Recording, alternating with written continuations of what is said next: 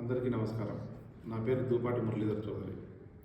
చాలామంది పిల్లలు డాక్టర్లు కావాలని కలలు కంటూ ఉంటారు. ఆ కలలు సాకారం కావాలంటే నీట్ ఎగ్జామ్ రాయాలి.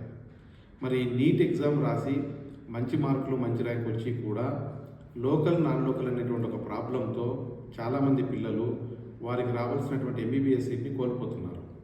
అది ఏ విధంగా అంటే, లోకల్ స్టేట్ అంటే 9th, 10th, 11th, 12th అంటే 9th, 10th ప్లస్ ఇంటర్మీడియట్, ఈ 4 సంవత్సరాలు ఒకే స్టేట్లో చదివిండాలి.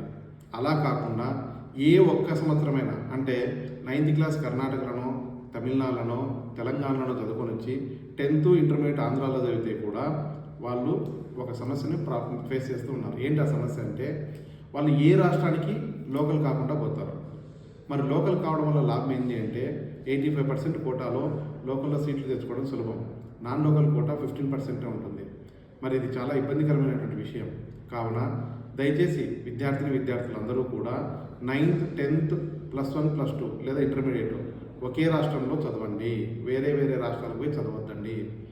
దీన్ని మీరు అవగాహన చేసుకోండి. అదేవిధంగా ప్రతి స్కూల్ యాజమాన్యం, ప్రతి కళాశాల యాజమాన్యం, విద్యా వ్యవస్థలో ఉన్నటువంటి వ్యక్తులందరూ కూడా వైడ్గా పబ్లిసిటీ చేయండి. చెయ్యని కారణం చేత చాలామంది పిల్లలు నష్టపోతున్నారు. 2-3 రోజుల కిందటే జరిగిన ఒక సంఘటన ఏంటంటే, ఆదోని వాళ్ళు బళ్ళారిలో చదువుకున్నారు ఇంటర్మీడియట్ PUC. ఆదోనిలో 10th క్లాస్ వరకు చదివారు.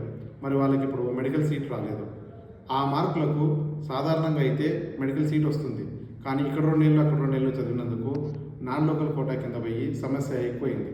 ఇప్పుడు తెలంగాణలో కూడా ఇదే సమస్య మీద కోర్టులో కేసు జరుగుతుంది. కావున దయచేసి ఈ సమస్య రాకుండా ఉండాలి అంటే విద్యావేత్తలు, స్కూల్ యాజమాన్యాలు 10th క్లాస్ చదివే పిల్లలకి, అదేవిధంగా కళాశాల యాజమాన్యాలు ఇంటర్మీడియట్ చదివే పిల్లలకి, పక్క రాష్ట్రాల్లో ఉన్నటువంటి వాళ్ళు ఎవరైనా వేరే రాష్ట్రం నుంచి వచ్చి చేరితే వాళ్ళకి క్లియర్గా చెప్పండి. నీట్ మీ ఆస్పిరెంట్ అయితే మీరు మీ రాష్ట్రంలోనే చదువుకోండి, వేరే రాష్ట్రం పోయి చదవద్దు.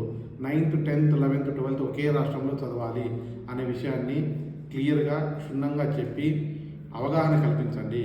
ఈ అవగాహన కల్పించడం వల్ల మనం దేశానికి అవసరమైనటువంటి మంచి డాక్టర్లను ఉత్పత్తి చేయడంలో ఎంతో కొంత తెలియక మనం సపోర్ట్ చేసిన అవుతుంది.